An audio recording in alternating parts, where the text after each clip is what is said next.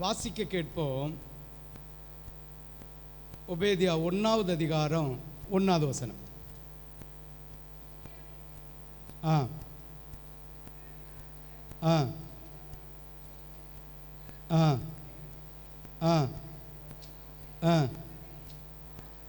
ஆ ஆ ஆ ஆ கர்த்தர் சொல்ல கேட்போம். ஆமேன். அதாவது ஒபேதியாவும் தரிசனம், அதாவது சொப்பனம்.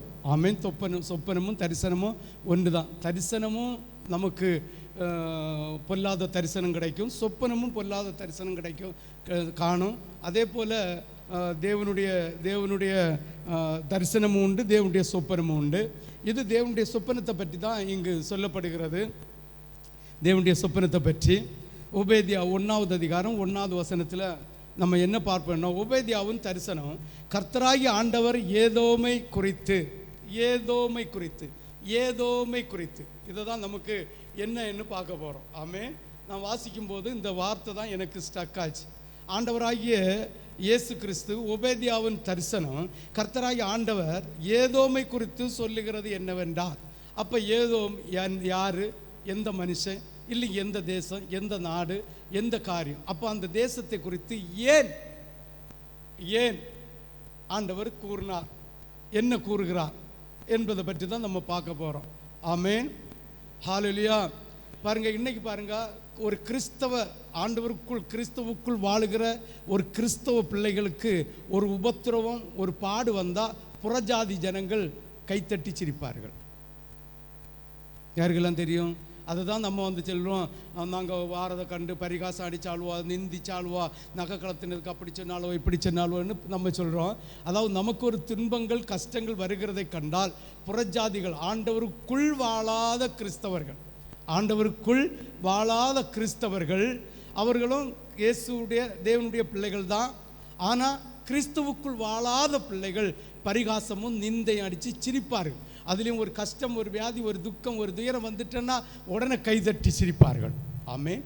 இதே போல் இஸ்ரவேல் ஜனங்களுக்கு பாடுகள் உபத்திரங்கள் வரும்போது, இல்லை இஸ்ரவேல் ஜனங்களை இன்னொரு ராஜா அடிமைப்படுத்தி ஜெயிக்கும்போது, இந்த ஏதோமியர் ஆண்டவருடைய அன்பை விட்டு விலகின இந்த சந்ததி கைத்தட்டி சிரிக்குமா? ஆமென். அப்போ இன்றைய கிறிஸ்துவுக்குள் வாழுகிற பிள்ளைகளுக்கு விரோதமாக கைத்தட்டி சிரிப்பது நம்முடைய சகோதரருடைய சந்ததி தான். ஆமென். அதாவது இயேசுனுடைய சந்ததி தான். இயேசுவை வழிபடுகிறேன் என்று சொல்லுகிற தேவ பிள்ளைகளுடைய அந்த சந்ததி தான். ஆமென். அந்த சந்ததி யார் என்பதை நம்ம பார்க்க போகிறோம். ஆமென். பாருங்க, ஏதோமை குறித்து சொல்லுகிறது என்னவென்றால், எழும்புங்கள், அதற்கு விரோதமாக யுத்தம் பண்ண எழும்புவோம், வாருங்கள் என்று அறிவிக்க சேனாதிபதிகளிடத்தில் அனுப்பப்படும் செய்தியை கர்த்தர் சொல்ல கேட்டோம் என்று சொல்லுகிறார். ஆமென். ஹல்லேலூயா. அப்போ இந்த ஏதோமுக்கு எதிராக தீர்க்க தரிசனம் உரைக்க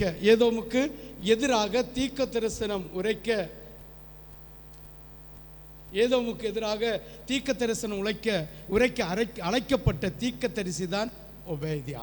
ஆமென். ஏதோமியருக்கு, அப்போ ஒரு தனிப்பட்ட மனுஷன் அல்ல, ஒரு சந்ததி. ஏதோமியருக்கு விரோதமாக தீர்க்க தரிசனம் உரைக்க அழைக்கப்பட்ட மனுஷன் தான் ஒபேதியா. ஆமென். ஹல்லேலூயா, ஹல்லேலூயா, ஹல்லேலூயா. பாருங்கள், நீங்கள் வேதத்தில் அநேக தீர்க்கதரிசிகளை எழுப்பி இருக்கிறதை நாம் காண்கிறோம். ஜனங்களை ஆசீர்வதிக்கிற இடத்துல அவங்க கொஞ்சம் இடத்துல தான் இருப்பாங்க. ஆனால் அவங்களை எச்சரிக்கிற இடம், ஆண்டவர் சொல்லுகிற வார்த்தையை கடினத்தோடு எச்சரித்து உரைக்கிற இடம் நிறைய இடமா இருக்கும். எரேமியா தீர்க்கதரிசி எடுங்க, அவன் ஆசீர்வாதத்தை கூறுகிற இடம் இப்படி செய்தா இப்படின்னு மட்டும்தான் சொல்லியிருப்பானே தவிர எச்சரிக்கிற இடம் நிறைய. ஏசாயா தீர்க்கதரிசி எடுங்க, இந்த எசேக்கியேல் தீர்க்கதரிசி எடுங்க, இவங்க எல்லாம் தீர்க்கதரிசிகளை 3 பேரும் பெருசு. இந்த 3 பேரும் உரைக்கிற இடத்தை நீங்கள் சற்று யோசித்து பார்த்தீங்கன்னா எச்சரிக்கிறதும் கடிந்து கொள்ளுகிறதும் நிறைய. ஒரு சில இடத்துல ஆண்டவர் வார்த்தை கீழ்ப்படிய பிள்ளைகளுக்கு இப்படி செய்வேன் என்று சொல்லி இருக்கிறார். ஆமென். ஆசீர்வாதம் இல்லாமல் அல்ல, ஆனால் கடிந்து கொள்ளுகிறதும் எச்சரிக்கிறதும் உங்களுக்கு சாபம் வரும், உங்களுக்கு குழப்பம் வரும் என்று என்று முன்னெச்சரிக்கை உரைக்கிற தீர்க்க தரிசனங்களை உரைத்தது நிறைய என்பதை புரிந்து கொள்ள வேண்டும். இப்போ இந்த ஏதோமியருக்கு ஆமாம், ஏதோமியர்களுக்கு விரோதமாக ஒரு தீர்க்கதரிசியை கர்த்தர் எழுப்புகிறார். அந்த தீர்க்கதரிசிய பேர் தான் ஒபேதியா. ஆமென், ஹல்லேலூயா. இந்த ஒபேதியாவை கர்த்தர் அழைத்து இந்த ஏதோமியனருக்கு விரோதமாக நீ சொல்லு என்று சொன்ன வார்த்தை தான் அந்த தரிசனம், அதுதான் சொப்பனம், அதுதான் தீர்க்க தரிசனம். ஆமென். இவன் போய் சொல்லுகிறான். ஆமென். ஏதோமியர் யார் என்றால் ஏசாவின் வழியில் வந்தவர்கள். ஏதோமியர்னா ஏசாவின் வழியில் வந்தவர்கள். மற்றவர்கள் இஸ்ரவேல் ஜனங்கள்னா யாக்கோபுடைய வழியில் வந்தவர்கள்.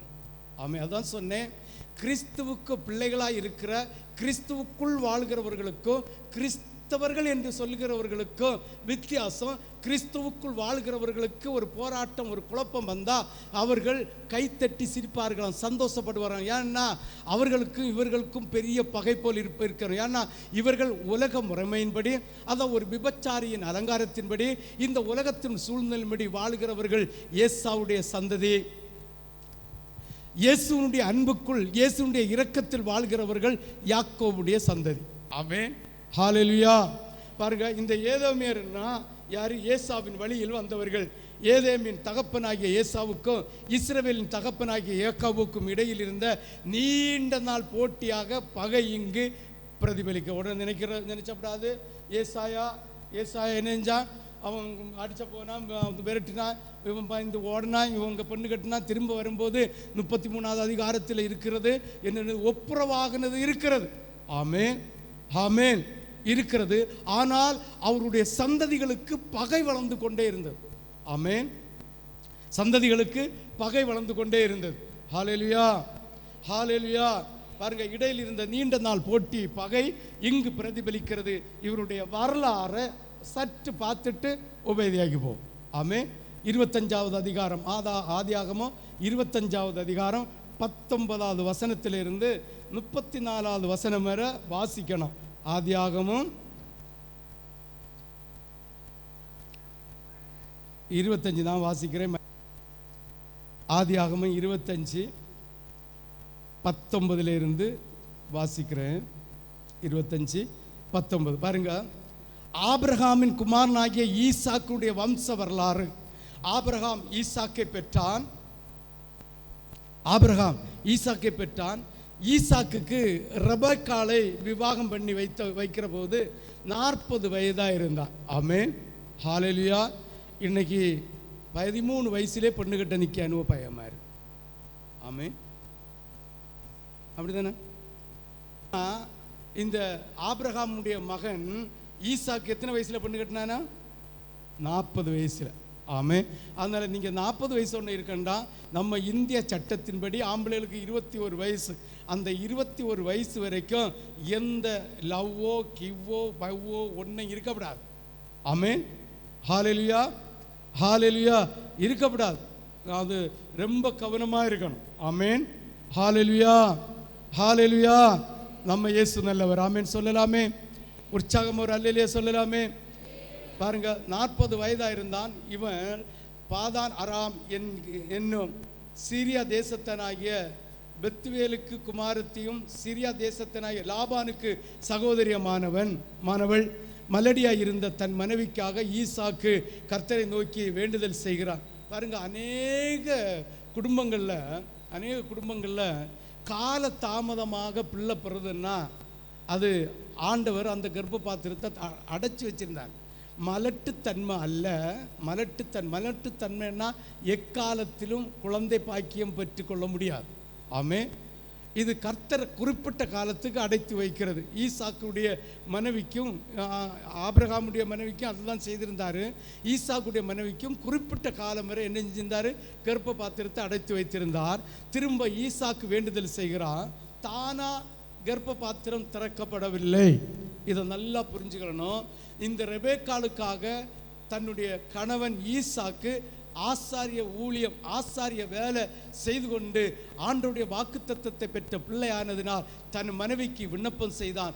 கர்ப்ப பாத்திரம் திறக்கப்படுகிறது, கர்ப்பம் தரிக்கிறாள், அவள் கருவுறுகிறாள், அவளுடைய வயிற்றில் பிள்ளைகள் ஒன்றோடு ஒன்று மோதுகிறது. இது என்னவாகுமோ யாது ஆகுமோ என்று அவர் ஆண்டவரிடம் விசாரிக்க போறாள். இன்னைக்கு எங்க விசாரிப்பினும் ரொம்ப கெட்டது நடந்தால் மட்டும் வந்து, பாஸ்டர் இவ்வளோ வேதனை இருக்குது பாஸ்டர், இவ்வளோ கஷ்டம் இருக்குது பாஸ்டர், என்ன செய்யலான்னு கேட்பாங்க.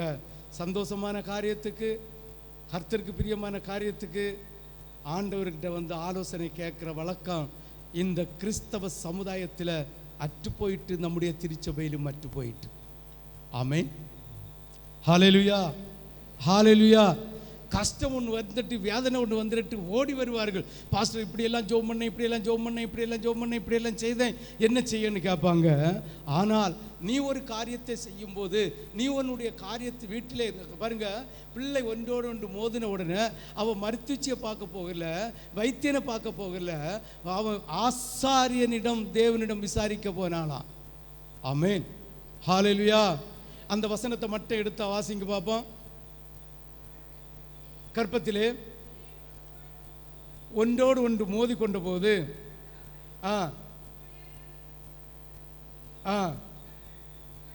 கர்த்தரிடத்தில் விசாரிக்க போனாலாம்.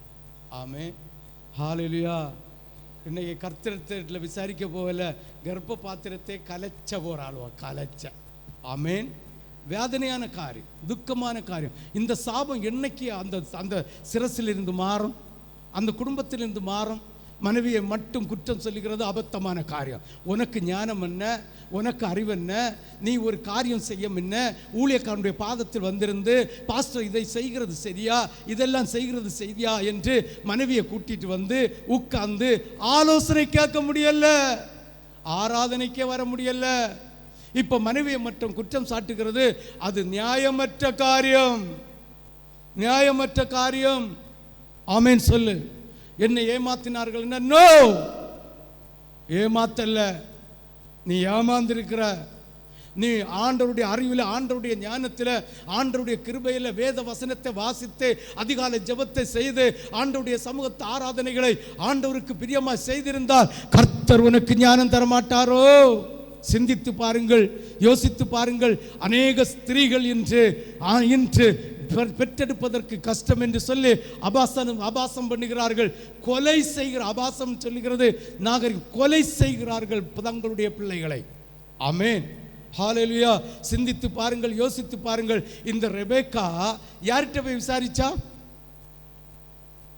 தேவனிடத்தில் போய் விசாரிச்சா என்ன ஆகுமோ என்று. ஆமென்.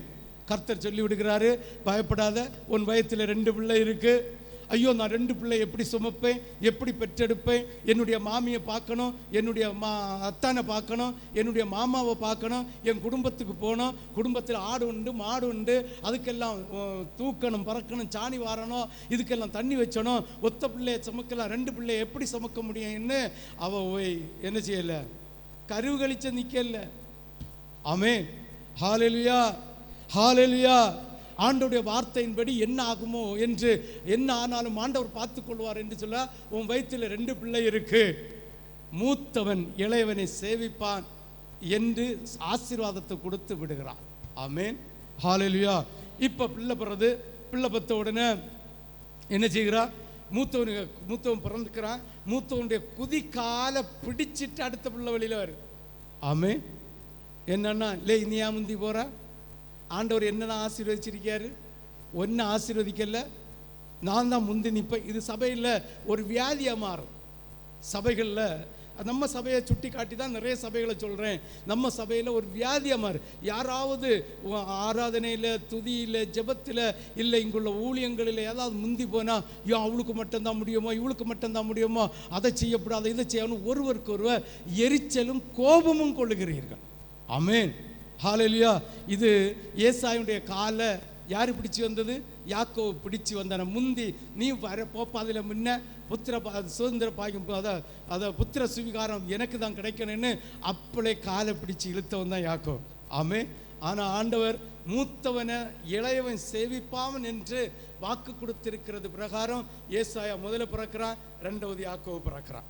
ஆமென், ஹல்லேலூயா. இப்படி வாழ்ந்து கொண்டிருக்கிறாங்க. இப்படி வாழ்ந்து கொண்டிருக்கும் போது தான் வாசிங்க 30வது வசனத்தை வாசிங்க. ஏசா யாக்கோபை நோக்கி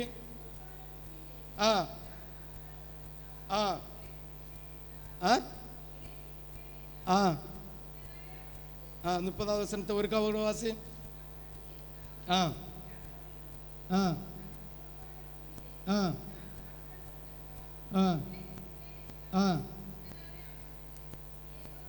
இளைத்தவனுடைய பேரு தான் ஏதோம். ஆமென். ஏதோம் என்றால் ஆண்டவருக்கு எதிரி என்ற அர்த்தம்.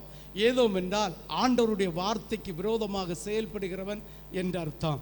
அதை அவனுக்கு அந்த பேர் எது வந்தா இளைத்து போனவன். இன்னைக்கு சபைகளிலும் அப்படிதான், வீடுகளிலும் அப்படிதான். குடும்பத்துக்காக உழைச்சி நான் இழைச்சி போனேன் பிரதர். வீட்டில் இருக்க பொம்பளை செல்வா நான் வேலை செய்து இழைச்சி போனேன் பிரதர். ஆமென், ஹல்லேலூயா. சபையில் சொல்லுவாங்க நான் ஆண்டவருக்காக ஓடி ஓடி இழைச்சி போனேன் பிரதர். இந்த இழைக்கிற, இந்த களைப்படைகிற, இந்த தளர்வுடைய சந்ததிக்கு பேர் தான் யாரு? ஏதோ. ஆமென், ஹல்லேலூயா. ஏதோம் சந்ததி என்று பெயர். ஏதோமியர்கள் என்றால் ஏதோம் சந்ததி என்று பெயர். அந்த சந்ததி ஏசாயா. ஏன் ஏசாவுக்கு இந்த பேர் வந்ததுன்னா அவன் களைத்து போயிருந்தான். வேட்டைக்கு போனான், வேட்டைக்கு ஒன்றும் கிடைச்சல, களைச்சி வந்திருந்தான்.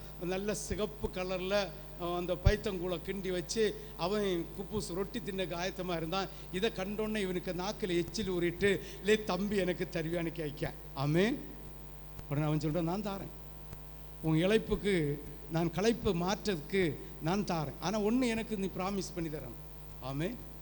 புத்திர சுவிகாரத்தை எனக்கு தரணும். ஆமென். மூத்த குமாரன் கிடைக்கக்கூடிய ஆசீர்வாதத்தை எனக்கு தரணும்னு சொன்னா உடனே இவன் முன்னு பின்னு யோசிக்கிறான். ஓ, இன்னைக்கு அநேக பேர் இப்படி தான். ஒரு பிரச்சனை வருது, கடன் கேட்க போகணும். 1 பைசா வட்டியாத்தா, 2 வட்டியாத்தா, 5 பைசா வட்டியாத்தா, பிளேடு வட்டியாத்தா, பாண்டிகாரன் உள்ள வட்டியாத்தா, தான் சொல்லி வாங்கி வச்சுட்டு ஒரு சிறு காலத்துக்குள்ளாலேயே அவங்க குடும்பத்தில் எவ்வளவு வீழ்ச்சி உபத்திரம் வருகிறது என்பதை காணலாம். யோசிக்கணும்.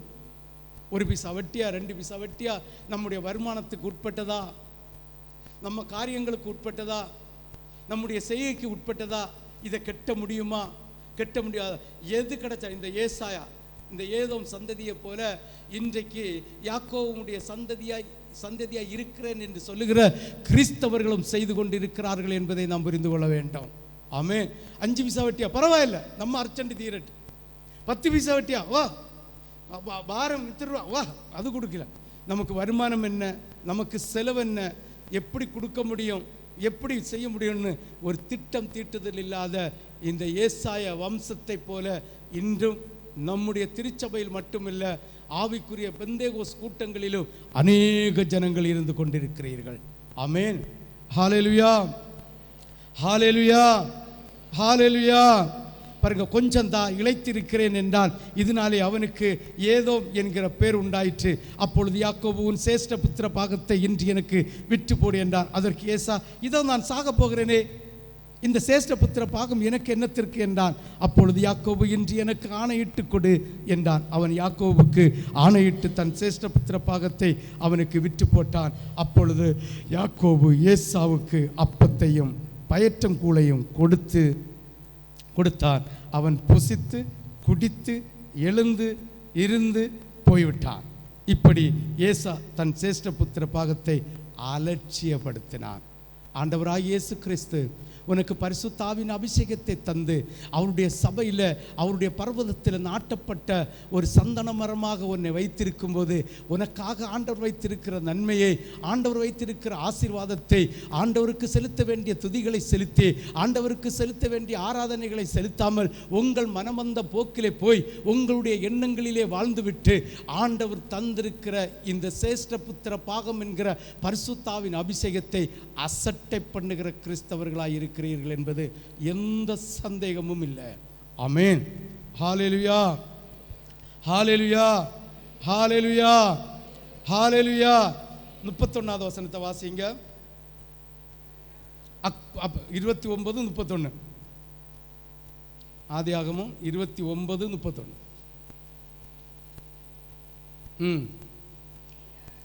ஆ 31.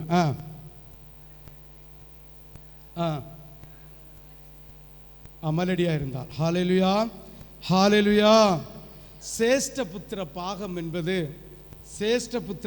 என்பது நல்லா புரிஞ்சுக்கணும். ஒன்று, தேவனை தொழுது கொள்ளும் இடத்திலும் தலைமையிடம். ஆமே. ஆண்டவர் ஒரு புத்திர பாக்கியத்தை தாரார் என்றால் தொழுது கொள்ளுகிற ஆராதிக்கிற இடத்திலும் முதலிடத்தை வைத்திருக்கிறது. இரண்டாவது இடத்திலும் தலைமையிடம், அடுத்த குடும்பத்திலும் தலைமையிடம். மூத்த பிள்ளைன்னு சொல்றது ஆவிக்குரிய வாழ்க்கையில் கர்த்தருடைய அபிஷேகத்தை பெற்று சேஷபுத்திர பாகத்தை பெற்ற பிள்ளைகள், அவருடைய புத்திர சுவிகாரத்தை பெற்ற பிள்ளைகள், அவருடைய ஆராதனை கூடத்திலும் முதன்மையிடம். இனி குடும்பத்திலும் மூத்தவன் என்கிற அந்த தலைமை பொறுப்பு. ஆமேன். குடும்ப பாசத்தில் குடும்ப பாசத்தில், அதாவது குடும்பத்தில் உள்ள ஆசீர்வாதத்தில், சொத்தில், இல்லை எல்லாத்திலையும் ரெட்டிப்பு பங்கு. ஆமேன். ரெட்டிப்பு பங்குண்டா. இதுதான் சேஷ்டபுத்திர பாகத்தினுடைய விலமதிக்க முடியாத காரியம். ஒன்று, அவரை தொழுது கொள்ளுற இடத்திலும் தலைமையிடம், குடும்பத்திலும் தலைவன் என்கிற பொறுப்பு.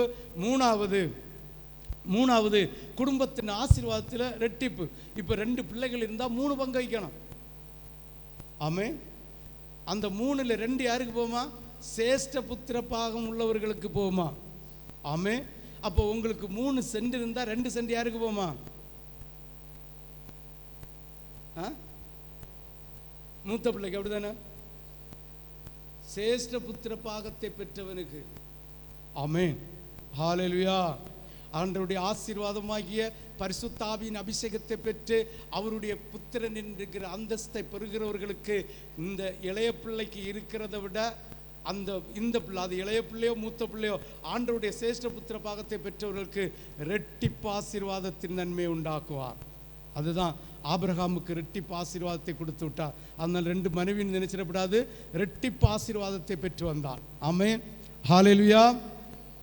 தேவன் பாருங்க, ஆபிரகாமுக்கு அளித்த உடன்படிக்கைக்குரிய ஆசீர்வாதத்தையும் தற்சமய இன்பத்துக்கு இழந்த யாக்கோபு கூடாரவாசியாக இருந்து வருங்காலத்தில் ஆசீர்வாதத்துக்காக பொறுமையாக இருந்தார். பாருங்க, ஆண்டவராகிய தேவன் ஆபிரகாமுக்கு கொடுத்த ஆசீர்வாதத்தை யார் இழந்து போகிறான்? ஏசா இழந்து போகிறான். ஆனால் யாக்கோபு அப்படி இல்லை. அவன் வனத்தில் சஞ்சரிக்கிறவனாய், அதை உலகத்தில் சுதந்திராவளியாக இஷ்டப்பட்டதை அடிப்பான், இஷ்டப்பட்டதை புசிப்பான், இஷ்டப்படி நடந்து கொண்டிருந்தான். ஆமே. யாக்கோபு அப்படி இல்லை. தாயுடைய பேச்சை கேட்டு அவர் கூடாரவாசியாக இருந்தார். ஆண்டவருடைய இரட்சிப்பை பெற்ற பிள்ளைகளுக்கு கூடாரவாசியாக தேவனுடைய கூடாரத்தில் அவரை பாடி துதித்து மகிமைப்படுத்தி அவரை ஆராதித்து அவரை கனப்படுத்துகிறதை தவிர இன்னொரு பாக்கியம் வேறில்லை. ஏனென்றால் இந்த கூடாரவாசிகள் வருங்கால ஆசீர்வாதத்திற்காக, அது நித்தியத்தின் சுதந்திரிப்பதற்காக அந்த கூடாரத்திலே காத்திருக்க வேண்டும். யாக்கோபு காத்திருந்தான். இஸ்ரவேல் என்கிற அந்தஸ்தை பெற்றான். எஸ்ரோன் எசூரன் என்பவனாக பரலோகத்தில் போய் சேர்ந்தான். ஏசாயா அப்படி எல்லாம் அவன் எப்படிப்பட்டவன்? இளைத்து போனவன். அது நிமித்தம் ஏதோம் என்று பெயரிடப்பட்டான். பாருங்க, இந்த பழைய ஏற்பாட்டு புஸ்தகம் புரிகிற காலத்தில் இந்த ஒபேதியா என்கிற புஸ்தகத்தில் கூட இந்த ஏசாயுடைய சந்ததி சபிக்கப்பட்ட சந்ததி என்று எழுதப்பட்டிருக்கிறது. ஆமென். அப்போ ஆண்டவருடைய ஆசீர்வாதத்தை பெற்றுவதற்காக ஆண்டவருடைய பரிசுத்த ஆவியின் அபிஷேகத்தை பெற்ற நீ இந்த உலகத்தில் கண்டபடி திரிஞ்சு, கண்டபடி வாழ்ந்து, கண்டபடி எல்லாம் வாழ்ந்து, உலக செல்வத்துக்காக, உலகத்தினுடைய ஆசீர்வாதத்துக்காக, உலகத்தினுடைய பெருமைக்காக, உலகத்தினுடைய அணிகலன்களுக்காக, உலகத்தினுடைய மண்ணுக்காக, பொண்ணுக்காக, பெண்ணுக்காக ஆண்டவருடைய சேஷ்ட குமாரன் என்கிற அந்தஸ்தை இழந்து, உன்னுடைய வாழ்க்கையிலே ஆண்டவரை ஆராதிக்கிற நேரத்தை இழந்து, ஆண்டவரை துதிக்கிற நேரத்தை இழந்து, ஏதோ உலக கவலைக்காக வாழ்ந்து கொண்டிருக்கிற உன்னை குறித்து கர்த்தர் சொல்லுகிறார், ஏசாயனுடைய வம்சம் என்று சொல்லுகிறார். இல்லை ஆண்டவருடைய கூடாரத்தில் காத்திருந்து ஆண்டவர் கொடுத்த ஒழுங்கின்படி, திருச்சபை ஒழுங்கும்படி ஆண்டவருடைய சபையில் வந்து அந்த கூடாரத்திலே காத்திருந்து ஜெபித்து உலகத்தினுடைய ஆஸ்தி, உலகத்தினுடைய பெருமை, செல்வத்தை எல்லாம் குப்பையாக எண்ணி ஆண்டவருடைய கூடார வாசலிலே காத்திருந்து தேவனுடைய சிரேஷ்ட புத்திர பாகத்துக்காக காத்திருக்கிற யாக்கோபுடைய வம்சம் என்று சொல்லுகிறார். நீங்க யாக்கோபுடைய வம்சமா, ஏசாவுடைய வம்சமா? நீ கூடாரவாசியா இருந்தால், ஆண்டவராகிய தேவன் உன்னை புத்திர பாக்கியம் தந்தது உண்மையானால், அவர் தன்னுடைய குமாரனாக உன்னை தத்தெடுத்தது உண்மையானால், ஆவியில உன்னை பெத்தெடுத்து உண்மையானால், ஆண்டவராகிய தேவன் யாக்கோபுடைய சந்ததியை ஆசீர்வதித்தது போல உன்னையும் என்னையும் ஆசீர்வதிக்காமல் இருப்பாரோ? ஆனால் நாம ஒரு நேரம் கூழுக்காக சோப்பாக இருந்து பார்க்க நல்ல பளபளன்னு இருந்தது. இதை கண்டோன்னே இவனுக்கு பசிக்க கூட கிள்ளிட்டு, சேஷ்ட புத்திர பாகமாவது மண்ணாங்கட்டியாவது நான் என்னைக்கு ஒரு நாள் செத்து போறேன், நீ தாரே தம்பி வாங்கி குடிச்சு தங்கள் சேஷ புத்திர பாகத்தை இழந்து போய், கர்த்தருடைய பிரசன்னத்தை இழந்து போய், கர்த்தருடைய ஆசீர்வாதத்தை இழந்து போய், ஒரு நேரம் கூழுக்காக உலகத்தினுடைய ஆசீர்வாதம், உலகத்தினுடைய சம்பளம், உலகத்தினுடைய பணம், உலகத்தினுடைய மண்ணு, உலகத்தினுடைய மனுஷன், உலகத்தினுடைய பொண்ணுக்காக, உலகத்தினுடைய எல்லா இளவுக்காகவும் ஆண்டவர் தந்திருக்கிற புத்திர பாக்கியம் என்கிற சுவிகார புத்திர பாக்கியத்தை இழந்து போன ஏசாயும் வம்சமே, நீ எங்கே போய் கொண்டிருக்கிற? நீ எங்கே போய் கொண்டிருக்கிற? ஆண்டுடைய சமூகத்தில் கூடாரவாசியாக இருந்தால், யாக்கோவுக்கு எத்தனையோ உபத்திரவம் வந்தது, எத்தனையோ பாடுகள் வந்தது, எத்தனையோ நிந்தனைகள் வந்தது, எத்தனையோ எதிர்ப்புகள் வந்தது. எதிர்த்த ஏசாயை கூட, கொல்லுவேன் என்று சொன்ன ஏசாயை கூட பாதத்தில் விழுந்து சரணடைஞ்சு ஒப்புரவாகக்கூடிய சூழ்நிலையை கொடுத்தாரே. நீ ஆண்டவராகிய இயேசு கிறிஸ்துவுடைய அன்பை, அவர் தந்திருக்கிற புத்திர சுவிகாரத்தை, அவர் தந்திருக்கிற பரிசுத்த ஆவியை, அவர் தந்திருக்கிற ஞானஸ்தானத்தின் உடன்படிக்கையை, அவர் தந்திருக்கிற ரட்சிப்பை நீ அவதூறாய் நினைக்கிறாயே, நீ நிந்திக்கிறாயே. நீ ஒன்னை சிந்தித்து பார். நீ யாக்கோவுடைய வம்சமா, ஏசாயுடைய வம்சமா? யாக்கோவுடைய வம்சத்துக்கும் ஏசாவுடைய வம்சத்துக்கும் எத்தனை தலைமுறையாய் இருந்தது உபத்திரவம். சிந்தித்து பாருங்கள். யாக்கோபு ஒரு காலம் 400 வருஷம் அடிமைப்பட்டு இருளின் சூழலில் அகப்பட்டு மீண்டு வந்தபோது, ஏசாவுடைய வம்சத்தின் அந்த சொத்து வழியாய் போகும்போது ஏசாயை அனுமதிக்கவில்லை, ஏதோமுடைய வம்சத்தார் அனுமதிக்கவில்லை. போகப்படாது, என்னுடைய முற்பிதாக்களை ஏமாத்தினவன், எங்கள் முற்பிதாக்களுடைய சுதந்திரத்தை நீ திருட்டுத்தனமாய் கொண்டவன் என்று சொல்லி அவனை விடல. ஆண்டவர் எரிச்சல் அடைந்தார், ஆண்டவர் கோபம் அடைந்தார். என்னுடைய சந்ததியாகிய யாக்கோபின் பிள்ளைகளை நீ விடாததின் காரணம் என்ன? என் பிள்ளைகளுக்கு எதிராய் நிற்பதற்கு காரணம் என்ன? ஒரு கூழ், சிவப்பு கலர் இருந்த கூழ், இந்த உலகத்தினுடைய இச்சை, இந்த உலகத்தினுடைய ஆசீர்வாதம், இந்த உலகத்தினுடைய பணம், இந்த உலகத்தினுடைய மனுஷர், இந்த உலகத்தினுடைய செல்வம் நாடி ஓடினாயே, நாடி ஓடுகிறாயே. நீ ஆண்டவரை பார்த்து முறையிட என்ன அதிகாரம் இருக்கிறது? ஆண்டவரை பார்த்து பேசுவதற்கு என்ன பாக்கியம் உனக்கு இருக்கிறது? எந்த சுதந்திரவாளியாய் நீ இருக்கிறாய்? ஆண்டவருடைய சேஷ்ட புத்திர பாகத்தை, ஆண்டவருடைய சேஷ்ட புத்திர பாகத்தை இந்த ஏசாயா கூழுக்காக வித்து போட்டது போல, இன்று ஆண்டவராகிய இயேசுவின் பிள்ளையாக தெரிந்து கொள்ளப்பட்டு இயேசுவின் புத்திர பாக்கியத்தை பெற்ற நீ உலகத்தின் செல்வத்திற்காக திருச்சபையின் ஒழுங்கை சீர்குலைத்து போடுகிற கயவர்களும் கயவத்தியுமாய் இருக்கிறாய் என்றால் ஆண்டவருடைய இரக்கம் ஒன்னென்றும் இருக்குமோ? ஆண்டவர் சொல்லுகிறாரே, நீ புசித்தும் பசி தீராது, நீ குடித்தும் தாகம் தீராது. புசிப்பதற்கு ஆகாரம் இருக்கும், நீ குடிப்பதற்கு தண்ணீர் இருக்கும், நீ தூங்குவதற்கு மத்தை இருக்கும், நல்ல கூழாய் உறங்குவதற்கு ஏசி கூட வைத்திருக்கலாம். ஆனால் உன் வீட்டில் சமாதானம் இருக்காது, உன் வீட்டில் சந்தோஷம் இருக்காது. ஏன்? ஏதோம் என்கிற இந்த ஏசாவுடைய வம்சம் கடைசி காலம் வரைக்கும் ஆண்டவராகிய தேவன் நிர்மூலம் பண்ணி கொண்டே இருந்தார். தெரியுமா? இதுக்கு இடையில ஒரு சம்பவங்கள் நடக்கிறது. இஸ்ரவேல் ஜனங்கள் ஆண்டவருக்கு பிரியமில்லாத காரியத்தை செய்யும் போது இந்த இஸ்ரவேல் ஜனங்களை தண்டிப்பதற்காக இந்த துன்மார்க்கம், இந்த சேஷ்ட புத்திர பாகத்தை விற்று போட்ட ஏதோமியரை ஏற்படுத்தினாராம். அடுத்த திரும்ப கேட்கிறார், என் பிள்ளையை உபத்திரவப்படுத்த நீ யார் என்று கேட்டு அத்தனை பேர் நிர்மூலமாக்குகிற சம்பவங்கள் நம்முடைய வேத புத்தகத்தில் இருக்கிறது. நீ எங்கே போய் கொண்டிருக்கிறாய் சகோதரனே? நீ எங்கே போய் கொண்டிருக்கிற சகோதரியே? ஏதோமுக்கு வந்த சூழ்நிலை உனக்கு வர வேண்டுமா? ஆண்டவராகிய இயேசு கிறிஸ்து உனக்காக புத்திர பாக்கியத்தை பெற்று தருவதற்காக 2 சிலுவையிலே 3 ஆணிகளிலே தொங்கி சரீரம் கிழிக்கப்பட்டவராய் இரத்தம் சிந்தப்பட்டவராய் தன் ஜீவனையே உனக்காக அர்ப்பணித்த இயேசு உனக்கு தந்திருக்கிற புத்திர சுவிகாரத்தை நீ ஒரு நேரம் கூழுக்கு ஏசாயா விற்று போட்டது போல உலகத்தினுடைய வேலைக்காக, உலகத்தினுடைய செல்வத்துக்காக, உலகத்தினுடைய ஆசீர்வாதத்துக்காக வித்து போடுகிற ஏசாயாவே, ஏசாவுடைய வம்சமே, ஜாக்கிரதையாயிரு என்று கர்த்தர் சொல்லுகிறார். அவங்களுக்காக, பழைய ஏற்பாட்டு ஜனங்களுக்காக இயேசு சிலுவையில் இரத்தம் சிந்தல்ல. அவர்களுக்கு உடன்படிக்கையின் அடையாளம் மிருகத்தின் இரத்தம். ஆனால் உனக்கும் எனக்கும் அப்படி இல்லை சகோதரா, சகோதரியே. என்னை கேட்கிற தேவனுடைய பிள்ளையே, அப்படி அல்ல. இயேசு சொந்த இரத்தத்தினால் உன்னை கழுவி உனக்கு உடன்படிக்கை தந்து வைத்தாரே. அவர் உன்னை சுத்திகரித்தாரே, புத்திர சுவிகாரத்தை தந்தாரே. திருச்சபையின் ஒழுங்கு என்கிற அந்த ஆராதனையை செய்யாமல் ஆண்டவரை அசட்டை பண்ணுகிற கள்ளனும் கள்ளியமாய் தேவனுடைய மனவாட்டி சபையிலே இருக்கிறீர்கள் என்றால் அந்த பரிதாபம் அல்லவோ, அந்த பரிதாபம் அல்லவோ? சிந்தித்து பாருங்கள், யோசித்து பாருங்கள், அப்போது உங்களுக்கு தெரியும். ஏனென்றால் மிருகத்தை போல, புத்தி இல்லாத கழுதையை போல அஞ்சறிவில்லை, பகுத்தறியக்கூடிய ஆற்றலுடைய அறிவு உனக்கு ஆண்டவர் தந்திருக்கிறார்.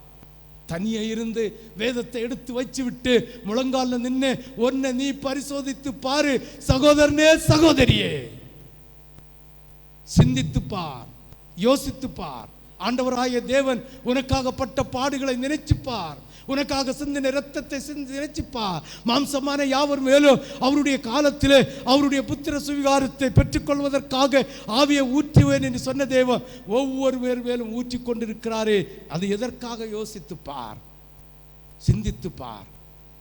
அந்த சிரேஷ்ட புத்திர பாகம் என்கிற புத்திர சுவிகாரத்தை நீ இழந்து போவாயானால் அந்த பரிதாபம் எத்தனை தலைமுறை வந்தாலும் சபிக்கப்பட்ட சந்ததியாய் வாழ்ந்து கொண்டிருப்போம். சிந்தித்து பாருங்கள், யோசித்து பாருங்கள். பாருங்கள், யாக்கோபு கூடாரவாசியாய் இருந்தது நிமித்தம் அவன் கூட விரும்பி தனிக்கட்டு ராஜாவை போல காட்டு கழுதையை தன்னிச்சையாக விட்ட அந்த காட்டு கழுதையை போல அவன் உலகத்தில் ராஜாவா வாழ்ந்து கொண்டிருந்தான். அவனுக்கு ஒரு குறை இல்லை, அவனுக்கு ஆஸ்திக்கு குறைவில்லை, மனைவிமாருக்கு குறைவில்லை. புரதேசத்து ஜனங்களிடம் இருந்து பொண்ணை கட்டுகிறான். ஆண்டவராகிய தேவன் எந்த குடும்பத்தை எந்த எந்த எந்த எந்த சந்ததியை வெறுத்தாரோ அங்கிருந்து கல்யாணம் பண்ணுகிறான். கல்யாணம் பண்ணி அவனுடைய வாழ்க்கையை வாழ்ந்து கொண்டிருக்கிறான். இந்த அந்நிய நுகத்திலே பிணைக்கிறான். ஏனென்றால் ஆண்டவர் கைவிடு விட்டார். அவனுக்கு சிரேஷ்ட புத்திர பாகத்தை ஆண்டவராகிய தேவன் ஆபிரகாமுக்கு கொடுத்த உடன்படிக்கையின் ஆசீர்வாதத்தை இழந்து போகிறான்.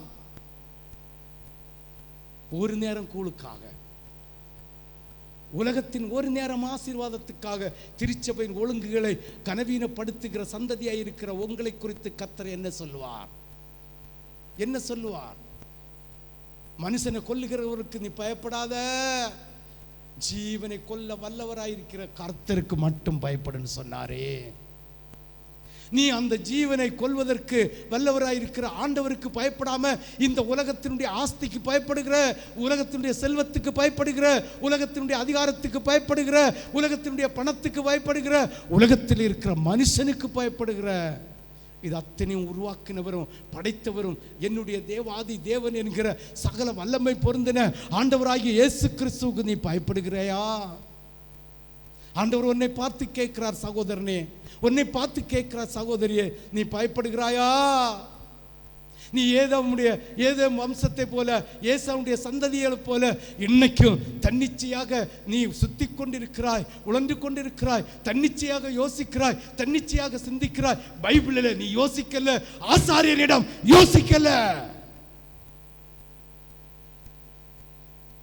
யோசிக்கல.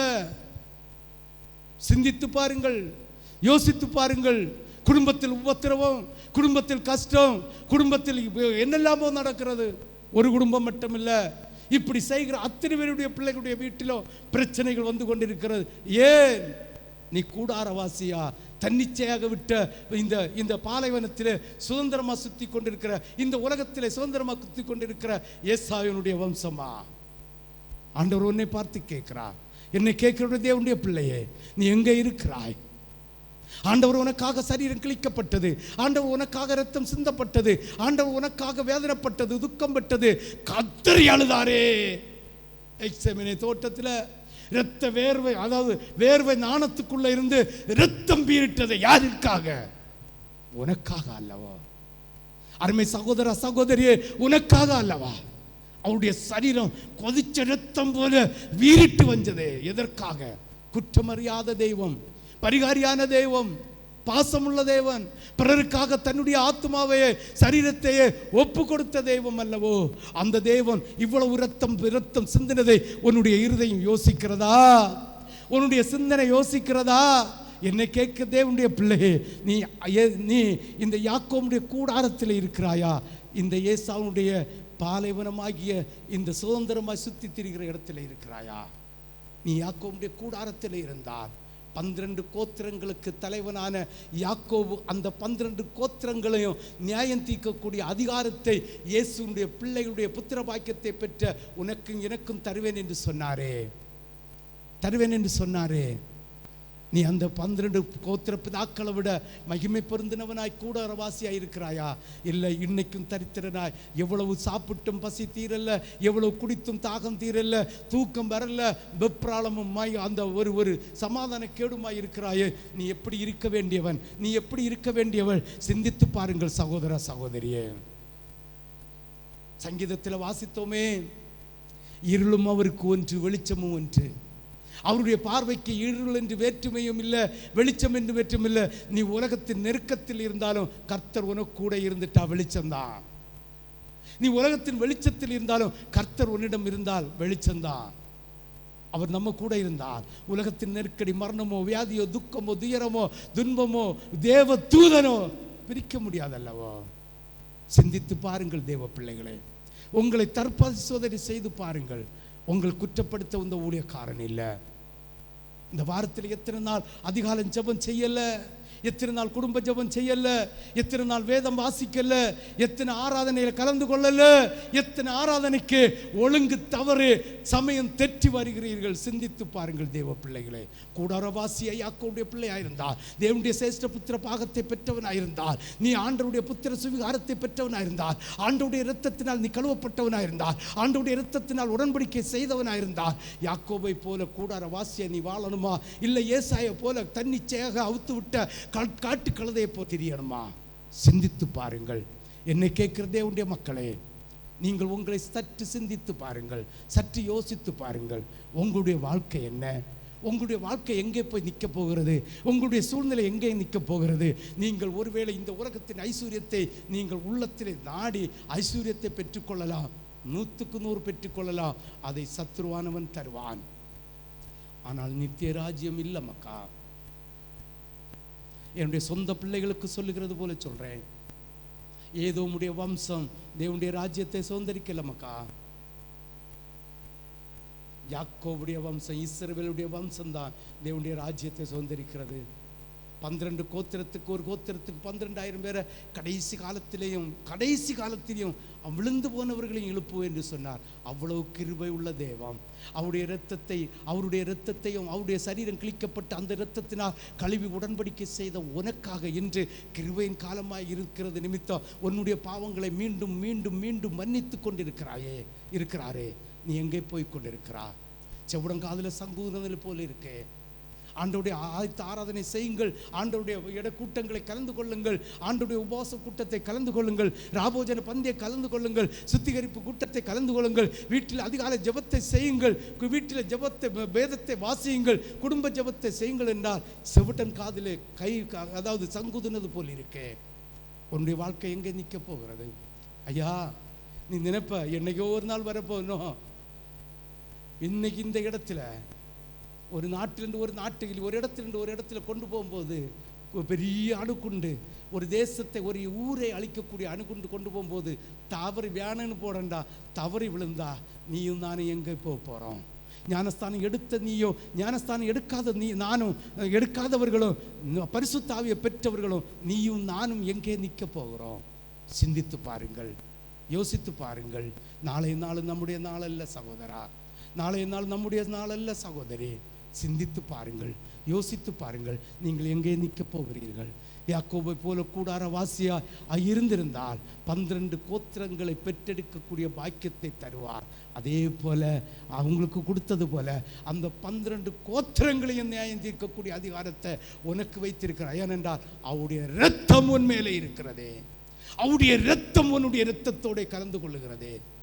இதை விட்டு காட்டு கழுதையை போல மனவந்த வாழ்க்கை வாழ்ந்து கொண்டிருக்கிற தேவ பிள்ளைகளே, உங்களுடைய இஷ்டத்துக்கு ஆராதனைகளை முடக்கிறது, உங்களுடைய இஷ்டத்துக்கு தேவனுடைய பந்தியை முடக்கிறது, உங்களுடைய இஷ்டத்துக்கு குடும்ப ஜெபம் பண்ணாமல் இருக்கிறது, உங்களுடைய இஷ்டத்துக்கு அதிகாலை ஜெபம் பண்ணாமல் இருக்கிறது, உங்கள் இஷ்டத்துக்கு வேதம் வாசிக்காமல் இருக்கிறது, தேவன் நமக்காக மனவாட்டி சபைக்காக தந்திருக்கிற ஒரு ஒழுங்குகளை கடைபிடிக்காமல் இருக்கிறது. அந்த பரிதாபம் இல்லையா? சிந்தித்து பாருங்கள், நீங்கள் எங்கே போய் கொண்டிருக்கிறீர்கள்? எந்த இடத்துல போய் கொண்டிருக்கிறீர்கள்? ஆதியாகமம் 24:1 வாசிங்க பாப்பா.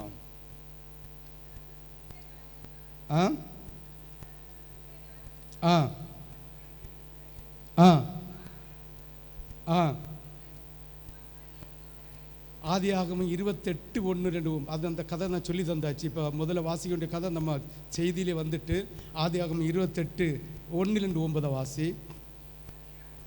அழைத்து ஆசீர்வதித்து பாருங்க எப்படி தேவனுக்கு பிரியமில்லாத தேசத்தில் பெண் கொள்ளாத, தேவனுக்குடைய இரக்கமற்ற இடத்தில் பெண் கொள்ளாத, அந்நிய நுகத்தில் நீ பிணைக்காத, அந்நிய நுகத்தில் நீ பிணைக்காத, பெண் கொள்ளாமலும் நீ போய் பாருங்க. நல்லா புரிஞ்சு, இந்த இடத்த நல்லா புரியணும். நல்லா ஆண்டோடைய அதுதான் நேற்றைய தினத்தில் வாசித்தோம். நீதிமொழிகள் 19:21 ஒன்று வாசிங்க. நீதிமொழிகள் 19:21. மனுஷனுடைய இதயத்தின் எண்ணம் அநேகம், ஆனாலும் ஆண்டவருடைய யோசனை இல்லாம ஒன்னும் நிலை நிற்காது. ஈசாக்குடைய எண்ணம் ஏசாயாவை ஆசீர்வதிக்க வேண்டும். ஆண்டவருடைய எண்ணம் யாக்கோபை ஆசீர்வதிக்க வேண்டும். ஆமென், ஹல்லேலூயா. அவனுடைய தாய் வழியா கர்த்தர் செயல்படுகிறார். செயல்பட்டு தகப்பனுடைய வாய்மொழி ஆசீர்வாதத்தை பெற வைக்கிறார். ஆனால் ஈசாக்கு கர்த்தருக்கு கட்டுப்பட்டவனாயிருந்தான். ஈசாக்கு கர்த்தருக்கு பயப்பட்டவனாயிருந்தான். ஈசாக்கு கர்த்தருடைய வார்த்தைக்கு அடிபணிந்தவனாயிருந்தான். அது தான் சொல்லுகிறான், இந்த கானானிய தேசத்தில் நீ பெண்ணு கொள்ளாதே. யாக்கோபு பிரயாணம் பண்ணி அழைத்து அவனை ஆசீர்வதித்து, நீ கானானுடைய குமாரத்திகளில் பெண் கொள்ளாமலும் எழுந்து புறப்பட்டு எங்க போ, உன் தகப்பனாகிய பந்துவேலுடைய வீட்டுக்கு போய் அவ்விடத்தில் உன் தாயின் சகோதரனாகிய லாபானின் குமாரத்திக்குள் பெண்கொள் என்று அவனுக்கு கட்டளையிட்டான். சர்வ வல்லமை உள்ள தேவன் உன்னை ஆசீர்வதித்து நீ பல ஜனக்கூட்டமாகும்படி உன்னை பலுகவும் பெருகவும் பண்ணி தேவன் ஆபிரகாமுக்கு கொடுத்ததும் நீ பரதேசியாய் தங்குகிறதுமான தேசத்தை நீ சுதந்திரித்துக் கொள்ளும்படி ஆபிரகாமுக்கு அருளிய ஆசீர்வாதத்தை உனக்கு உன் சந்ததிக்கு அருள்வாராக என்று சொல்லி ஈசாக்கு யாக்கோபை அனுப்பிவிட்டான். அப்பொழுது அவன் பாதான் அரமில் இருக்கிற சிரியா தேசத்தான் ஆகிய பெத்துவேலுடைய குமாரனும் தனக்கு ஏசாவுக்கும் தாயாகிய ரெபெக்காளின் சகோதரமாகிய லாபானிடத்துக்கு போக புறப்பட்டார்.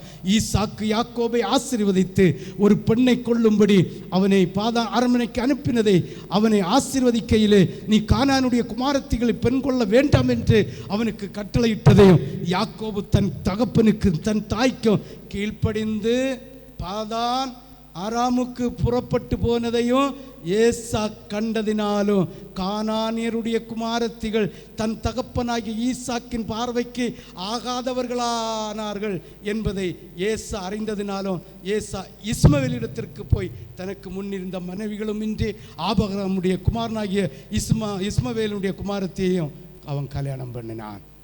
ஆமென். சற்று சிந்தித்து பாருங்கள். ஏசாயா திமிரு பிடிச்சு செய்தது போல இன்றைய பெந்தே கோஸ்து வாழ்க்கை வாழ்கிறவர்களும் திருமுறு பிடித்து செய்கிறீர்களே. தகப்பனுக்கு பிடிக்கல, கானானிய ஸ்திரியை கல்யாணம் பண்ணுகிறது பிடிக்கல, கானானிய ஸ்திரியோடு உலக வாழ்க்கையில் வாழ்ந்து கொண்டிருக்கிறது பிடிக்கல, பாகாலுக்கு ஆராதனை செலுத்துகிறது பிடிக்கல என்கிறதை ஏசாயா அறிந்தும் தெரிந்தும் புரிந்தும் வேதத்தை படித்தும் தகப்பனுடைய வார்த்தையை கேட்டும் வச்சிருந்த ஏசாயாவுக்கு வந்த திமிரு இன்றைக்கு எத்தனை பேருக்கு இருக்கிறது? வேதத்தை நீ படிக்கிறாய், வேதத்தை புரிந்து கொள்கிறாய், ஆவியினாலும் ஜலத்தினாலும் மறுபடி பிறவாவிட்டால் தேவனுடைய ராஜ்யத்தில் பிரவேசிக்க முடியாது. நீதிக்கு மரித்து செத்து, பாவத்துக்கு செத்து நீதிக்கு பிழைக்கிறதுக்கு அடையாளமான மூழ்கி ஞானஸ்தானத்தை தன்னைத்தானே வெறுத்து தன் சிலுவையை சுமந்து கொண்டு இயேசுவுக்கு பின்னால் போக துணிந்து இயேசுவுக்கு சீசன் ஆகி ஆண்டவருடைய உடன்படிக்கையை செய்து மணவாட்டியின் அலங்காரத்தை பெற்றுக்கொண்டு விபச்சார அலங்காரியத்தை விட்டு விலகு என்கிற இயேசு கிறிஸ்துவுடைய உபதேசம் என்கிற வார்த்தையை நீ கேட்டும் திமிரு பிடிச்சு ஏசாயா கானானிய வம்சத்தில் போய் திருமணம் செய்து கொண்டது போல உன்னுடைய வாழ்க்கையும் நிர்விசாரமாக ஆண்டவருடைய வார்த்தைகளை உதாசீனப்படுத்துகிறது. என்ன என்று கேட்கிறார்? என்னை கேட்கிற தேவனுடைய பிள்ளைகளே, ஆண்டவருடைய வார்த்தை வந்ததோ, ஆண்டவருடைய வசனம் வந்ததோ, ஆண்டவருடைய உபதேசம் வேதத்தில் இருக்கிற உபதேசம் வந்ததோ, தன்னை அர்ப்பணிந்து ஆண்டவரே என்னை ஒரு கூடாரவாசியை வைங்கப்பா, இந்த உலகத்தில் நான் தன்னந்தனியாக காட்டுக்கழுதியை விடமாட்டேன் ஐயா, என்னுடைய சொந்தக்காரர்களுக்காக, என்னுடைய உறவுக்காரர்களுக்காக என்னுடைய வாழ்க்கையை நான் இழக்க நேரிடும் ஆண்டவரே, அதுக்கு இடம் கூட ஆதையம்மப்பா என்று ஆண்டவருடைய சமூகத்தில் முகங்குப்புற விழுந்து ஆண்டவரை பார்த்து, ஆண்டவரே ஒன்னு கேட்கிறேன், ஒருவேளை உங்களுடைய புருஷன் உங்களை தடுத்து வைத்திருக்கலாம், இல்லை உங்களுடைய மனைவி உங்களை தடுத்து வைத்திருக்கலாம், இல்லை உங்களுடைய சகோதரர்கள் தடுத்து வைக்கலாம், பெற்றோர் தடுத்து வைக்கலாம். நீ நரகத்துக்கு போகும்போது ஒருவனும் உங்களை பாதுகாக்க முடியாது. சிந்தித்து பாருங்கள். நீங்கள் ஏசாயை போல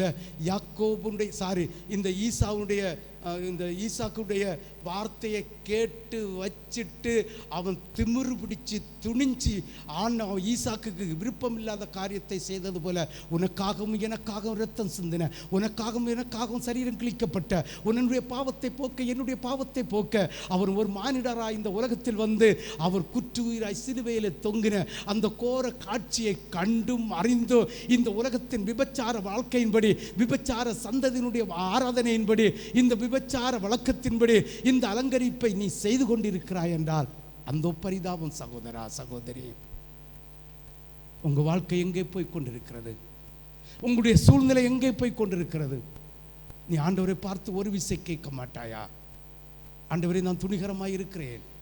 ஏசா துணிகரமாக இருந்தது போலதான் ஆண்டவருடைய வார்த்தை வசனம் உங்க கையில் இருந்தோ, ஒருவேளை அது புரிந்து கொள்ள முடியாவிட்டாலும் வரத்திலிருந்து ஆண்டவராகிய தேவன் தந்த மன்னாவின் நிமித்தம், அந்த சத்தத்தின் நிமித்தம் உங்களுக்கு புத்தி வரும்படி சொல்லி தந்தும் உபதேசம் தந்தும் உணர்ந்து கொள்ள முடியாமல் இன்னும் துணிகரமாக இருக்கிறோம் என்றால் ஏசாவுடைய சந்ததிக்கும் உங்களுக்கும் என்ன வித்தியாசம்?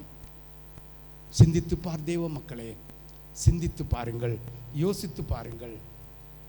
ஆனால் இருவருடைய பகையும், ஏசாவுடைய பகையும்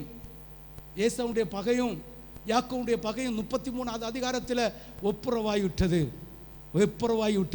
என்னை கேட்கிற தேவனுடைய பிள்ளையே, நீ ஒருவேளை ஆண்டவருடைய வார்த்தைக்கு கீழ்ப்படியாமல் இருக்கலாம், தன்னிச்சையாக நடக்கிறவராக இருக்கலாம், ஆண்டவராகிய தேவனுடைய கூடார வாசையில் இருக்கலாம்.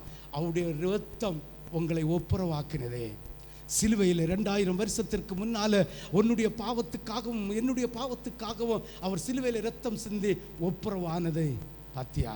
ஆனாலும் ஏசாவுடைய வம்சத்தார் ஆண்டவருக்கு இஸ்ரவேல் தேவனுக்கு பயப்படாமல் தன்னிச்சையாக வாழ்ந்து கொண்டிருக்கிறார்கள். அதே வாழ்க்கை வாழ்ந்து கொண்டிருக்கிறவங்கள கர்த்தர் கடைசி வரை பகை இருக்கிறார். அவருடைய ரகசிய வருகை வரும் காலம் வரைக்கும் உங்களுக்கு பகை மாறாமல் இருக்குவே. தன்னிச்சையாக காட்டில் விட்ட கழுதையை போல உங்க விருப்பப்படி, உங்க யோசனையின்படி, உங்க சிந்தனையின்படி வாழுகிற வாழ்க்கை அது நிலையாகாது. கர்த்தருடைய நினைவு நிலைத்து நிற்கும் என்று சொல்லுகிறார். அந்த வாசி 19:21, நீதிமொழிகள் 19:21 ஒரு கவாசி.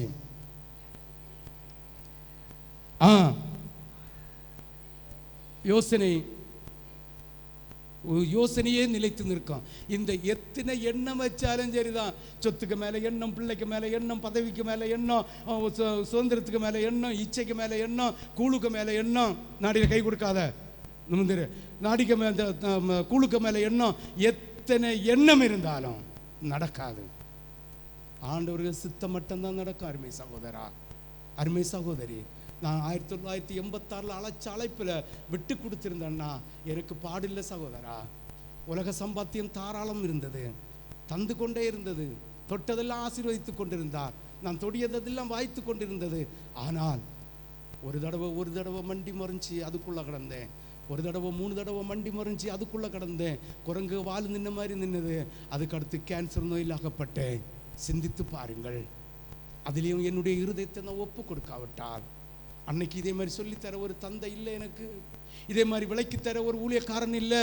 ஏன்னா பணம் போயிடும், இல்லை பதவி போயிடும், இல்லை ஆட்கள் போயிடும் என்று பயந்து இந்த பிரசங்கங்களை சொல்லித்தராமல் இருந்த கயவர்கள் மத்தியில் ஆண்டவர் என் கரத்தை பிடித்து மீட்டெடுத்து உங்களுக்கு சொல்லி கொண்டு தர வைத்திருக்கிறாரே.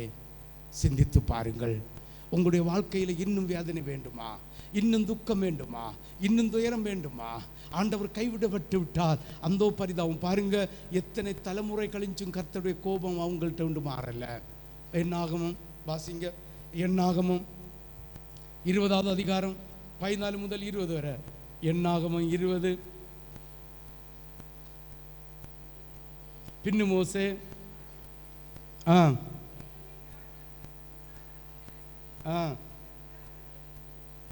பாருங்க.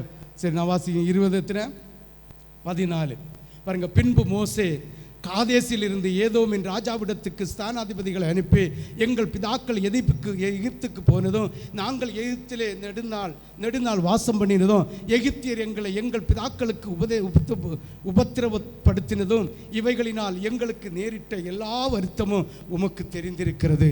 கர்த்தரை நோக்கி நாங்கள் மன்றாடினோம், அவர் எங்களுக்கு செவி கொடுத்து ஒரு தூதனை அனுப்பி எங்களை எகிப்திலிருந்து புறப்பட பண்ணி, இப்பொழுதும் நாங்கள் உமது எல்லைக்கு உட்பட்ட காதேஸ் ஊரிலே வந்திருக்கிறோம். நாங்கள் உமது தேசத்தின் வழியாய் கடந்து போகும்படி உத்தரவு கொடுக்க வேண்டும். வயல்வெளிகள் வழியாகவும் திராட்சை தோட்டங்கள் வழியாகவும் நாங்கள் போகாமலும் துறவுகளில் தண்ணீர் குடியாமலோ ராஜபாதையாகவே நடந்து உமது எல்லையை கடந்து போக மாட்டோம். வலதுபுறம் இடதுபுறம் சாயாதிருப்போம் என்று உமது சகோதரனாகிய இஸ்ரவேல் சொல்லி அனுப்புகிறான் என்று சொன்னான். அதற்கு ஏதோ, நீ என் தேசத்தின் வழியாய் கடந்து போகக்கூடாது, என் தேசத்து வழியாய் கடந்து போகக்கூடாது, போனால் பட்டயத்தோட உன்னை எதிர்க்க புறப்படுவோன் என்று அவனுக்கு சொன்னான். அப்பொழுது இஸ்ரவேல் புத்திரர் அவனை நோக்கி, நடப்பான பாதையின் வழியாய் போவோம், நாங்களும் எங்கள் மிருகங்களும் உன் தண்ணீரை குடிக்காமல் அதற்கு கிரயம் குடித்தால் அதற்கு கிரயம் கொடுப்போம்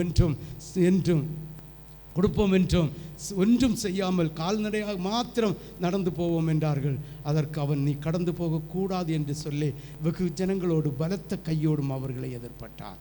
பாருங்கள், எத்தனை வருஷம் கழிஞ்சு இஸ்ரவேல் ஜனங்களை ஏதோம் சந்ததிகள், ஏசாவினுடைய சந்ததிகள் எதிர்க்கிறார்கள், சகாயம் கொடுக்கல. இதெல்லாம் ஆண்டவருக்கு இருதயத்தில் எரிச்சல் வச்சுட்டே இருந்தார்.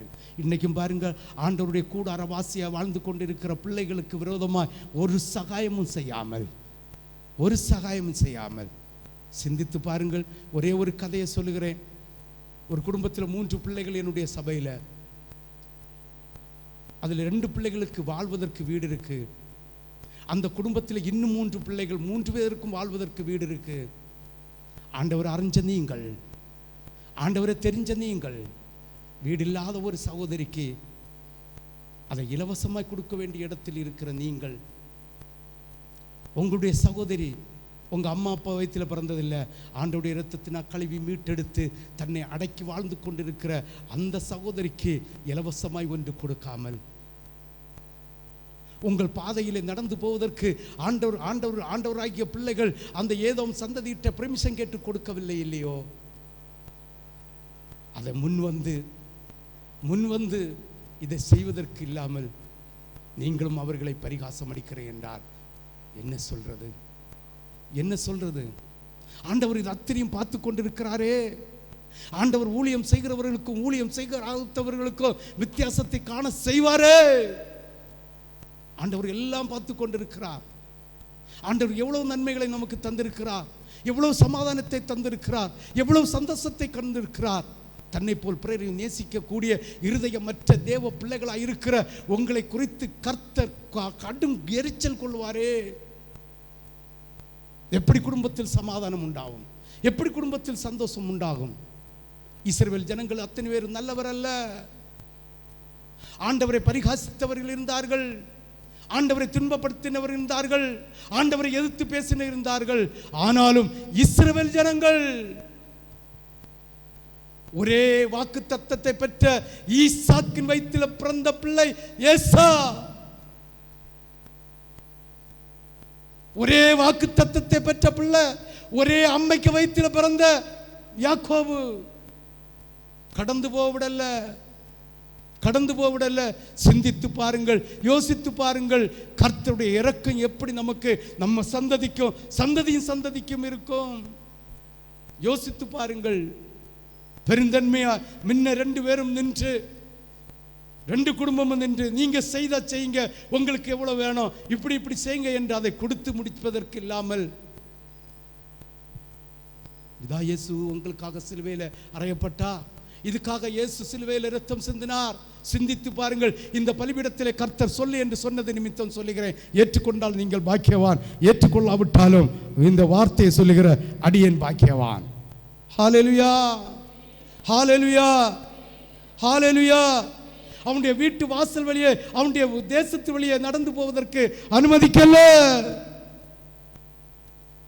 அந்த வழியே போவதற்கு அவர் விடல. சொல்றாங்க, உங்க வகையில ஒண்ணு நான் தின்னல, தண்ணி குடிக்க, அதவா என் மிருகங்கள் தண்ணி குடிச்சிட்டா அதுக்கு கிரயம் செலுத்துகிறேன் என்று விடமாட்டேன் என்று சொல்லுகிறான். அதே மாதிரி நீங்கள் வாசித்தீங்கன்னா வாசிக்க, வீட்டில் போய் வாசிங்க. 1 சாமுவேல் 14வது அதிகாரம் 4வது வசனம். 1 சாமுவேல் 14:4, 1 ராஜாக்கள் 11:14 முதல் 22 வரை வீட்டில் போய் வாசிங்க. இஸ்ரவேல் ஜனங்களை எதிர்த்தார்கள். இதையெல்லாம் பார்த்துட்டு இருந்ததா, இதெல்லாம் பார்த்துட்டு இருந்ததா கர்த்தர் உபதியா மூலமாக தீர்க்க தரிசனமாக இந்த ஏதோமிய சந்ததிக்கு சொல்லுகிறார். இந்த ஏதோமிய சந்ததி என்ன சொல்லிச்சு தெரியுமா? கண்மல வெடிப்புக்குள்ள நான் இருக்கேன், என்னை யாரும் அசைக்க முடியாது, என்னை யாரும் அசைக்க முடியாது. காட்டுக்கழுதையாக அவுத்து விட்ட இந்த காட்டுக்கழுதை போல இந்த பாலைவனத்திலே, இந்த உலகத்திலே தன்னிச்சையாக அலைந்து திரிந்து கொண்டு கர்த்தருடைய உடன்படிக்கை செய்தேன், கர்த்தருடைய அபிஷேகத்தை பெற்றேன், கர்த்தருடைய கிருபையை பெற்றேன் என்று பெந்தேகோஸ்து வாழ்க்கை வாழ்கிறேன் என்று சொல்லிக்கொண்டு கர்த்தருடைய அன்பை விட்டு விலகி போய், கர்த்தருடைய வார்த்தையை விட்டு விலகி போய், கர்த்தருடைய உடன்படிக்கையை விட்டு விலகி போய், கர்த்தருடைய திருச்சபை ஒழுங்கை விட்டு விலகி போகிற உங்களை பார்த்து கர்த்தர் எச்சரிக்கிறார். உங்களை பார்த்து எச்சரிக்கிறார். என்னை கேட்கிற தேவனுடைய பிள்ளையே, என்னை கேட்கிற தேவனுடைய பிள்ளையே, என்னுடைய பிள்ளைகளை அடுத்தவர்களுக்கு விட்டு கொடுக்க மாட்டேன், வித்து போட மாட்டேன். ஆனா சாட்டை எடுத்து அடிக்க சொன்ன அடி தருகிறது என்னுடைய வேலை. ஆமென் சொல்லு, ஆமென் சொல்லு. ஹல்லேலூயா, ஹல்லேலூயா, ஹல்லேலூயா. இப்படி செய்ததெல்லாம் பார்த்து கொண்டே இருக்கிறார். 1 தடவை 2 தடவை 3 தடவை இஸ்ரவேல் கூடார வாசிகளுக்கு எதிராக இந்த பரதேசியா அதாவது சுதந்திரமாய் உலகத்தில் வாழ்ந்து கொண்டு செல்வ செழிப்பில் இருந்தவனுடைய வார்த்தை கேளு. ஓபேதியா 3வது வசனத்தை வாசி. கண்மலை வெடிப்புகளாகிய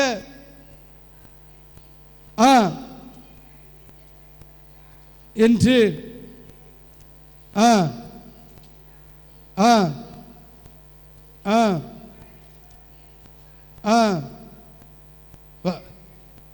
வாசி. பாருங்க, நான் வாசிக்கிறேன் பாருங்க. கண்மலை வெடிப்புகளாகிய உன் உயர்ந்த ஸ்தானத்திலே குடியிருந்து என்னை தரையிலே விழத்தள்ளுகிறவன் யார் என்று உன் இருதயத்திலே சொல்லுகிறேன். ஏதேன் தேசத்தில் இருந்த ஜனங்கள் அப்படிதான் உலகத்தில் திரிஞ்சு ஆடம்பரமாக திரிஞ்சு நல்ல சம்பாத்தியத்தை பெண்ணு அவர்கள் வைத்து விட்டு என்ன அசைக்க முடியாது என்று சொல்லி கொண்டிருந்தார்கள். ஆமென். என்னன்னா கூடாரவாசி அவங்க இல்லை, இஸ்ரவேல் ஜனங்களா இல்லை. இஸ்ரவேலுக்கு ஆண்டவர், இஸ்ரவேல் தேவனாகிய கர்த்தருக்கு பயப்படுகிற பயம் இல்லை. உலகத்தில் சம்பாதித்தார்கள், ஆஸ்திய பண்ணினார்கள், அவர்களுடைய தேசத்தை கோட்டை கட்டி வைத்திருந்தார்கள். ஆமென். எதிரிகள் வந்து நுழையாத வண்ணம், எதிரிகள் வந்து நிர்மூலமாக்காத வண்ணம் வைத்திருந்தார்கள். எங்களை விழத்தள்ளுகிறவன் யார் என்று வீராப்பு செய்தார்கள். இந்த ஜனங்கள் தான் கூடாரவாசிகளுக்கு, இஸ்ரவேல் ஜனங்களுக்கு வேதனை வந்து விட்டால், ஒரு தோல்வி வந்து விட்டால் கொக்கரிக்கிற ஜனங்களாயிருந்தார்களாம். கொக்கரிக்கிற ஜனங்கள், கண்மலையின் வெடிப்புகளாகிய உயர்ந்த ஸ்தானத்திலே குடியிருந்து என்னை தரையிலே விழத்தள்ளுகிறவன் யார் என்று உன் இருதயத்தில் சொல்லுகிறவளே, உன் இருதயத்தின் அகந்தை உன்னை மோசம் போக்குகிறது. நீ கழுகை போல உயர போனாலும், நீ நட்சத்திரங்களுக்குள்ளே உன் கூட்டை கட்டினாலும் அவ்விடத்திலிருந்து உன்னை விழத்தள்ளுவேன் என்று கர்த்தராகிய ஆண்டவர் சொல்லுகிறார். நீ உன்னுடைய ஒரு கூழுக்காக, அந்த உலகத்தினுடைய ஒரு இச்சைக்காக, உலகத்தினுடைய ஒரு ஆசீர்வாதத்துக்காக, உலகத்தினுடைய பணத்துக்காக ஆண்டவருடைய உபதேசங்களை, ஆண்டவருடைய வார்த்தைகளை, வசனங்களை ஏசாயா புறந்தள்ளிவிட்டு அவன் ஆண்டவர் விருப்பமில்லாத சந்ததியிலிருந்து திருமணங்களை செய்து ஆண்டவருக்கு விருப்பமில்லாத காரியத்தை செய்தது போல இன்று கூடாரவாசியாக இருந்துவிட்டு ஆண்டவராகிய இயேசு உனக்காக இரத்தம் சிந்தினது, உனக்காக சதை கிழிக்கப்பட்டதை ஞாபகப்படுத்தி ஆண்டவருக்கு பயந்த வாழ்க்கை வாழ்ந்து ஆண்டவருடைய திருச்சபையில் வைத்திருக்கிற ஒழுங்கையும் திருமறையில் சொல்லப்பட்டிருக்கிற வார்த்தைகளுக்கு நீ நடுங்கி கீழ்ப்படியாமல் இருந்தால் அந்தோ பரிதாபம், அந்தோ பரிதாபம். என்னை கேட்கிற தேவனுடைய ஜனமே, என்னை கேட்கிற தேவனுடைய ஜனமே, நீ எங்கே நிற்கிறாய்? நீ எங்கே நிற்கிறாய்? சற்று யோசித்து பார், யோசித்து பார். விழுகைக்கு முன் வருகிறது பெருமை. எப்போ ஆண்டவருக்கு பெருமைன்னா உடனே நினைச்சிடாத, காலரை தூக்கிட்டு எனக்கு அழகப்பாரு, எனக்கு அந்த அப்படி பணத்தை பார், அதல்ல. ஆண்டவருக்கு எதிராக நீ பெருமை அடிக்கிற என்றால் ஆண்டவருடைய திருச்சபை ஒழுங்கையும் ஆண்டவருடைய திருவரையின் சத்தியத்திற்கும் நீ கீழ்ப்படியாவிட்டால் ஆண்டவருக்கு எதிராக நீ பெருமை பாராட்டுகிறாய் என்ற அர்த்தம். ஏனென்றால் ஞாயிற்றுக்கிழமை தவிர வந்துட்டா என்னுடைய சம்பளம் போயிரும். இயேசு கொண்டு தருவாரோ, ஊழியக்காரன் கொண்டு தருவானோ, மற்றவர்கள் கொண்டு தருவாரோ, நான் உழைச்சாதான் எனக்கு உண்டு என்று வீராப்படிச்சு இயேசுனுடைய உபதேசத்தை புறந்தள்ளுகிறவர்கள் தேவனுக்கு விரோதமாய் பெருமை பாராட்டுகிறீர்கள் என்று அர்த்தம். ஆமென், ஹல்லேலூயா. யாருக்கெல்லாம் புரியுது? யாருக்கு புரிஞ்சோ புரியலையோ, எனக்கு புரியுது. ஆமென், ஆமென். விழுகைக்கு முன் வருகிறது பெருமை என்று அறிந்திருந்தார்களானால் உங்களுக்கு நலமாக இருக்கும். ஓபேதியா 1வது அதிகாரம் 4வது வசனத்தை வாசி. கழுகை போல உயர போனாலும், இதே மாதிரி போனவன் தான் ஒருத்தன் ஆண்டவரை ஆராதிக்க, ஆண்டவரை துதிக்க, ஆண்டவரை பாட, ஆண்டவரை மகிமைப்படுத்துவதற்காகவே ஏற்படுத்தின லூசிபரும் அவனுடைய கூட்டத்தாரும் ஆண்டவரை ஆராதிப்பதை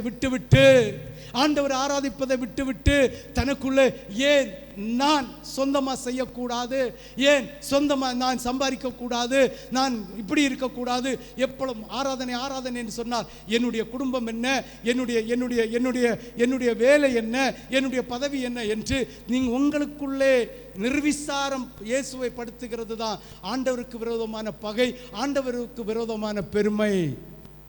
புரிஞ்சவங்க மட்டும் 2 கரங்கள் ஒசத்தி ஒரு அல்லேலூயா சொல்லலாமே. ஹல்லேலூயா, ஹல்லேலூயா. சிந்தித்து பாருங்கள், செயல்படுத்தி பாருங்கள். உபதியா மூலமாக இந்த ஏதோமியர்களுக்கு கொடுத்த வார்த்தை தான் உங்கள்கிட்ட நான் பரிசு சொல்லிக் கொண்டிருக்கிறேன். அந்த ஏதோமிய யார்?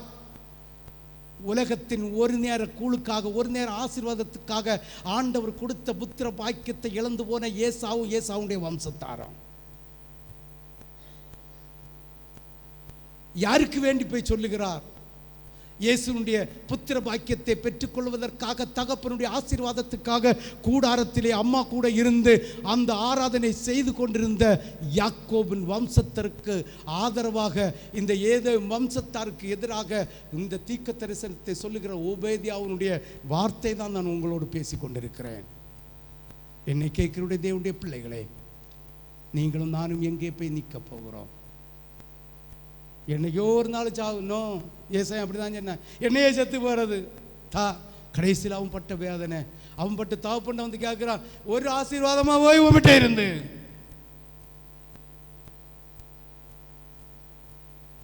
ஒரு ஆசீர்வாதம் கூட நீ உலகத்துடைய ஆசீர்வாதத்துக்காக ஆண்டவருடைய திருச்சபையின் ஒழுங்க நீ ஏற்றுக்கொள்ளாத போது புரிஞ்சு இருக்கணும். ஆண்டவரை புறந்தள்ளின போது புரிஞ்சு இருக்கணும். ஆண்டவருடைய வார்த்தை அவமதிச்ச போது விழுந்திருக்கணும், யோசித்திருக்கணும். சிந்தித்து பார்க்க வேண்டும், யோசித்து பார்க்க வேண்டும். அந்த இடத்தையெல்லாம் நீங்க இருந்து ஆழமா தியானிங்க. அப்போ தெரியும் உங்களுக்கு, உங்க சந்ததிகளுக்கும் ஆசீர்வாதம் கர்த்தர் தர போகிறாரா இல்லை சாபம் வச்சிருக்கிறாரான்னு தெரியும். ஆமென், ஹல்லேலூயா, ஹல்லேலூயா. அப்படி நினைச்ச இந்த லூசிபருடைய சூழ்நிலை பாருங்க. இன்னையும் அலைஞ்சிட்டே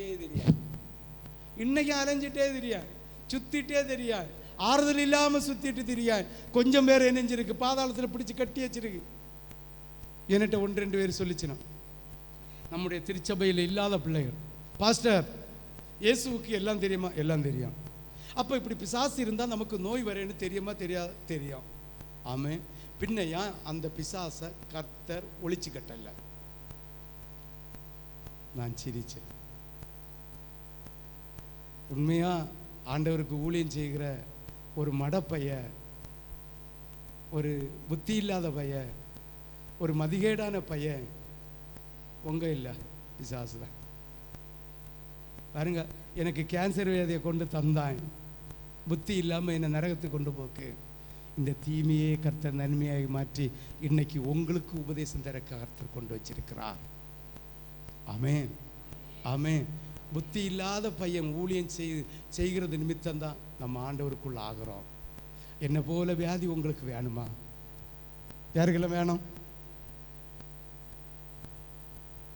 அப்போ கேன்சர் தான் அப்பா சொல்லாதுங்க. யாருக்கு என்ன சூழ்நிலை என்பது ஆண்டவருக்கு மட்டும்தான் தெரியும். என்னை போல சூழ்நிலை உங்களுக்கு வரக்கூடாது என்கிற பாரத்தோடு கண்ணீரோடு உங்களிடம் சொல்லிக் கொண்டிருக்கிறேன். தேவ பிள்ளைகளே, ஏசாயா பாருங்க, மனம் போன வாழ்ந்தான், பெருத்தான், வசதி படைத்தான், ஆசீர்வதிச்சான், ஆண்டவருடைய பிள்ளைகளை நிந்திச்சான், பரிகாசம் அடித்தான், எல்லாம் செய்தான். கர்த்தர் பார்த்து கொண்டே இருந்தான். ஒரு நாள் அந்த காலம் வந்தது. இறங்கி வந்து ஓபேதியா விட்ட சொப்பனமாக தரிசனமாக சொல்றார், இந்த வார்த்தை நடக்கும்னு போய் சொல்லு. யாக்கோபு எழுதின சுவிசேஷம் 4வது அதிகாரம் 6வது வசனம். பெருமைக்கு பின்னால் வருகிறது வீழ்ச்சி, விழுதலுக்கு முன்னால் வருகிறது பெருமை. வாசி. அவர் அதிகமாக கிருபை அளிக்கிறாரே. பெருமை உள்ளவனுக்கு எதிர்த்து, இந்த பெருமைன்னு சொல்லி தந்தேன். நம்முடைய பணத்தினால் வருகிற பெருமை இல்லை, நம்முடைய அழகினால் வந்த அந்த பெருமை அல்ல. இயேசுவை உதாசீனப்படுத்துகிறவன் தேவனுக்கு விரோதமான பெருமை கொள்கிறான் என்ற அர்த்தம். 1 பேதுரு 5வது அதிகாரம் 5வது வசனம்.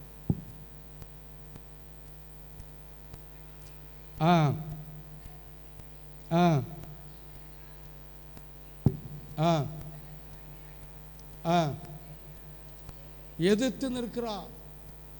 இப்படி ஆண்டவராகிய தெய்வம் ஈசாக்கோடு சொன்ன வார்த்தையை காதால் கேட்டு கண்ணால் கண்டு ஏசாயா திமிரு பிடிச்சு அந்த உபதேசத்திற்கு, அந்த வார்த்தைக்கு கீழ்ப்படியாமல் எதிர்ப்புறமாய் செய்து கொண்டிருக்கிறார். ஆண்டவருடைய திருச்சபையின் ஒழுங்கும் வேதத்தினுடைய சத்தியத்துக்கு மாறாக செய்து கொண்டிருக்கிற நீயும் ஆண்டவருக்கு எதிராய் நிற்கிறாய் என்ற அர்த்தம். ஆமென், ஆமென், ஹல்லேலூயா, ஹல்லேலூயா, ஹல்லேலூயா, ஹல்லேலூயா. இப்படி பெருமைப்பட்டு இஸ்ரவேலுக்கு விரோதமாக செயல்பட்டார்கள். அப்படிப்பட்ட ஏதோமியர்களை கர்த்தர் அழித்து போடுவார் என்று ஓபேதியா மூலமாக கர்த்தர் எச்சரிக்கிறார். ஆமென்.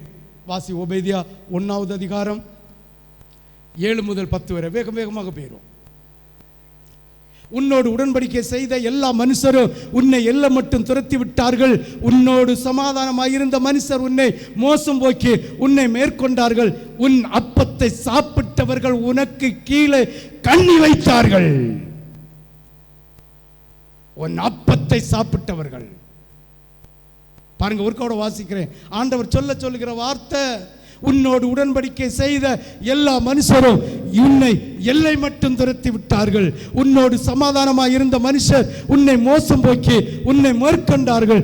உன் அப்பத்தை அப்பத்தை சாப்பிட்டவர்கள் உனக்கு கீழே கண்ணி வைத்தார்கள், அவனுக்கு உணர்வில்லை. இந்த ஏதோமிய சந்ததியை பார்த்து ஆண்டவராகிய தேவன் ஓபேதியாவிட்ட சொல்லுகிற வார்த்தை உணர்வில்லை. அந்நாளில் அல்லவோ நான் ஏதேமில் உள்ள ஞானிகளையும் ஏசாவின் பர்வதத்தில் உள்ள புத்திமான்களையும் அழிப்பேன் என்று கர்த்தர் சொல்லுகிறார். தேமானோ, ஏசாவின் பர்வதத்தில் உள்ள மனுஷர் யாவரும் கொலையினால் சங்கரிக்கப்படும்படி உன் பராக்கிரமசாலிகள் கலங்குவார்கள். நீ உன் சகோதரனாகிய யாக்கோபுக்கு செய்த கொடுமையின் நிமித்தம் வெட்கம் உன்னை மூடும், நீ முற்றிலும் சங்கரிக்கப்பட்டு போவாய். சிந்தித்து பாருங்கள். இப்படி ஆண்டவராகிய தேவன் சொல்லுகிறார். ஏன் இந்த அழிவின் தீர்க்க தரிசனம்? இந்த ஏதேமின் ஜனங்களுக்கு அழிவின் தீர்க்க தரிசனம் ஏன்? 11 முதல் 14 வரை வாசிக்கிறேன், கேளுங்கள். நீ எழுந்து நின்ற நாளிலும் அந்நியர் அவன் சேனையை சிறைப்பிடித்து போன நாளிலும் மறுதேசத்தார் அவன் வாசல்களுக்குள் பிரவேசித்து எருசலேமின் பேரில் சீட்டு போட்ட காலத்திலும் நீயும் அவர்களில் ஒருவனை போல் இருந்தாய். உன் சகோதரன் அந்நியர் வசமான நாளாகிய அவனுடைய நாளை நீ பிரியத்தோடு பாராமலோ, யூதா புத்திரருடைய அழிவின் நாளிலே அவர்கள் நிமித்தம் சந்தோஷப்படாமலோ, அவர்கள் நெருக்கப்படுகிற நாளிலே நீ பெருமையாய் பேசாமலும் இருக்க வேண்டியதாயிருந்தது. என் ஜனத்தின் ஆபத்து நாளிலே நீ அவர்கள் வாசல்களுக்குள் பிரவேசியாமலும், அவர்கள் ஆபத்து நாளிலே அவர்கள் அனுபவிக்கிற தீங்கை நீ பிரியத்தோடு பாராமலும், அவர்கள் ஆபத்து நாளிலே அவர்கள் ஆஸ்தியை கை போடாமலும், அவர்களில் தப்பிப்போனவர்களை சங்கரிக்கும்படி வழிசந்திகளிலே நிற்காமலும், இக்கட்டு நாளிலே அவர்களுக்கு மீதியானவர்களை காட்டிக்கொடாமலும் இருக்க வேண்டியதா இருந்தது. ஹல்லேலூயா. ஏதேமியர் செய்த பாவத்தை கர்த்தர் சுட்டி காட்டுகிறார். வீல பேருந்து வாசி, டைம் இல்லை, வீல இருந்து வாசி, அது நல்லா புரியும். இன்றும் சபைகளில் நடந்து கொண்டிருக்கிறது, இன்றும் தேசங்களில் நடந்து கொண்டிருக்கிறது, இன்றும் குடும்பங்களுக்கு விரோதமாய் நடந்து கொண்டிருக்கிறது, இன்றும் திருச்சபைக்கு விரோதமாய் நடந்து கொண்டிருக்கிறது. 4 வசனத்தையும் 11லிருந்து 14 வரை வீட்டில் இருந்து கரெக்டாக வாசி, புரியலைங்க என்ற வந்து கேளு. ஆமேன், ஆமேன். அவர்களுடைய அயலனாகிய இஸ்ரவேல் துன்பம் அனுபவித்த போது ஏதோ அவர்களுக்கு உதவி செய்ய மறுத்தார்.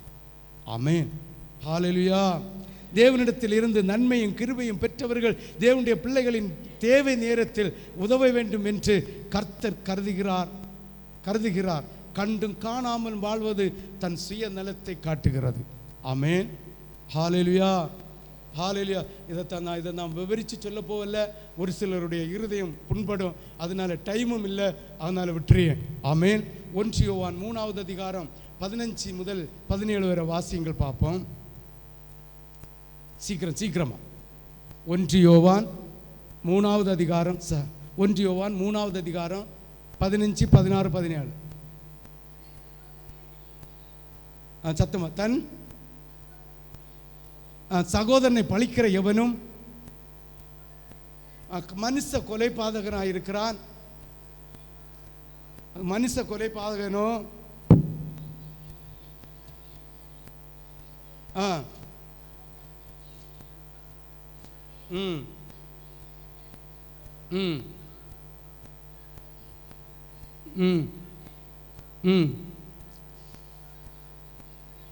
சரி, நான் வாசிக்கிறேன், கேளுங்க. தன் சகோதரனை பகைக்கிற எவனும் மனுஷ கொலைபாதகனாக இருக்கிறான். மனுஷ கொலைபாதகன் எவனோ அவனுக்குள் நித்திய ஜீவன் நிலைத்திராது. ஆமேன், ஹல்லேலூயா, ஹல்லேலூயா, ஹல்லேலூயா. ஒரு கோட வாசிக்க புரிஞ்சுலுங்க. தன் சகோதரனை பகைக்கிற எவனும் மனுஷ கொலைபாதகனாக இருக்கிறான். மனுஷ கொலைபாதகன் எவனோ அவனுக்குள் நித்திய ஜீவன் நிலைத்திராது என்று அறிவீர்கள். 16 வாசிக்க, அவர் தம்முடைய ஜீவனை தமக்காக கொடுத்ததினாலே அன்பு இன்னதென்று அறிந்திருக்கிறோம். நாமும் சகோதரருக்காக ஜீவனை கொடுக்க கடனாளிகளாயிருக்கிறோம். 17, ஒருவன் இவ்வுலக ஆஸ்தியை உடையவனாயிருந்து தன் சகோதரனுக்கு குறைச்சல் உண்டு என்று கண்டு தன் இருதயத்தை அவனுக்கு அடைத்து கொண்டால் அவனுக்கு தேவ அன்பு நிலைத்து கொள்ளுகிறது எப்படி? 18, என் பிள்ளைகளை வசனத்தினாலும் நாவினாலும் அல்ல, கிரியையினாலும் உண்மையினாலும் அன்பு கூற வேண்டும்.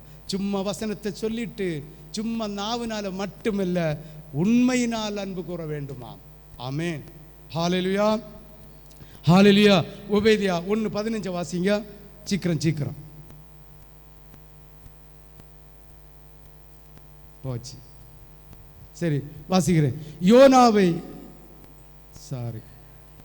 எல்லா ஜாதிகளுக்கும் விரோதமான நாளாகிய கர்த்தருடைய நாள், எல்லா ஜாதிகளுக்கும் விரோதமான நாளாகிய கர்த்தருடைய நாள் சமீபமாக வருகிறது.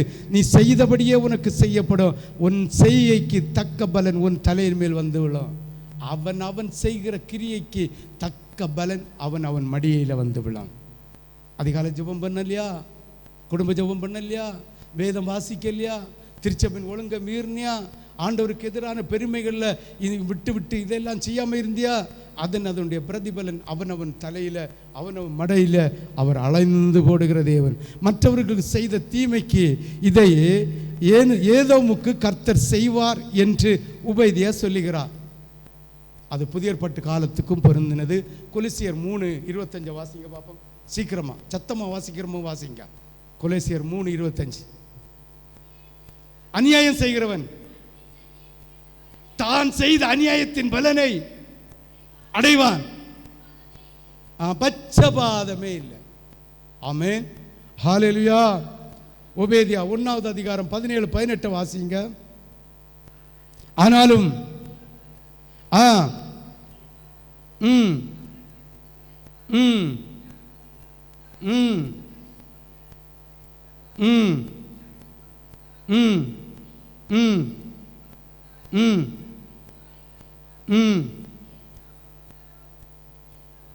இயேசு வம்சத்தாரோ வைக்கோல் துரும்பாயிருப்பார்கள். அவர்கள் இவர்களை கொளுத்தி ஏசாவின் வம்சத்தில் மீதி இராதபடி இவர்களை பட்சிப்பார்கள். கர்த்தர் இதை சொன்னார் என்று அந்த ஏதேமியருக்கு இந்த ஒபேதியா சொல்லுகிறார். வாசியுங்கள். ஆண்டவராகிய தேவனுடைய புஸ்தகம் எபிரேயர் 12:22-24. எபிரேயர் 12:22-24. வேகமாக.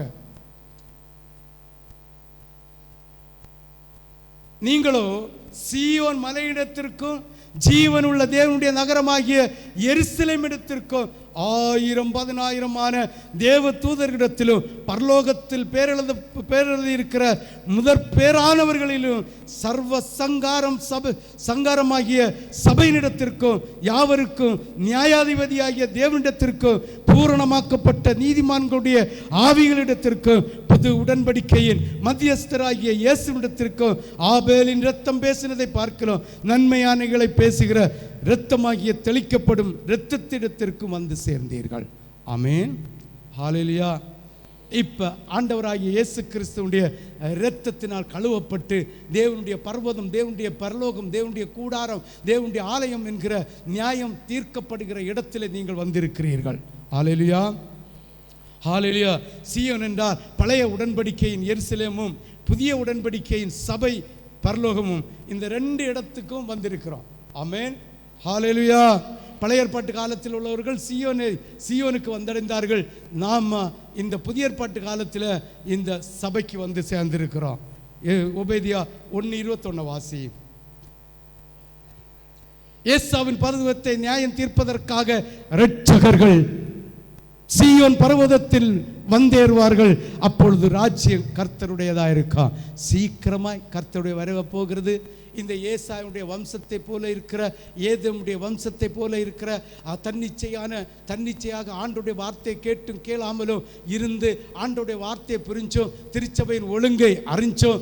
நீங்கள் அதை செய்யாமல் ஆண்டவருக்கு எதிராக பெருமை பாராட்டி கொண்டிருக்கிறவர்களை நியாயம் தீர்க்கும்படி கர்த்தர் இதோ சீக்கிரமாய் வரப்போகிறார்.